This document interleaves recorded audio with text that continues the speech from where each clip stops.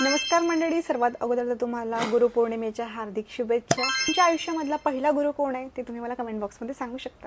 Obviously प्रत्येकाच्या आयुष्यामधला पहिला गुरु हे त्याचे आई वडील असतात आणि त्याच्यानंतर शिक्षक जे कोणी असतील ते. माझ्या आयुष्यामधले पहिले गुरु म्हणजे माझी आई, नंतर वडील आणि 3 नंबर म्हणजे माझे 1ली ते 4थी पर्यंतचे एक शिक्षक होते. त्या सरांचं नाव आहे पाटील सर.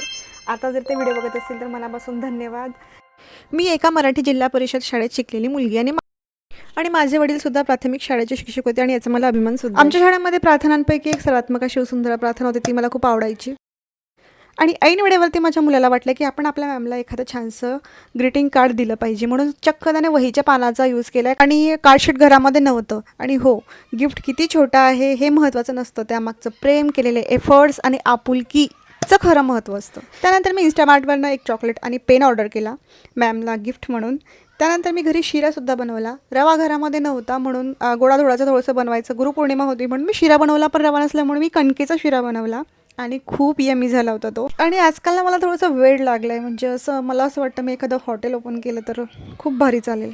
आज मी समोसे बनवायला घेतले. तर आज मी मिनी समोसा बनवायला घेतला. तर याच्यामध्ये आटा प्लस मैदा आहे, त्याच्यामुळे हे हेल्दीएस्ट व्हर्जन म्हणायला हरकत नाही आहे. मी मसूरची भाजी आणि भात आणि पोळीसुद्धा केली होती, पण मी तो क्लिप टाकायला विसरले.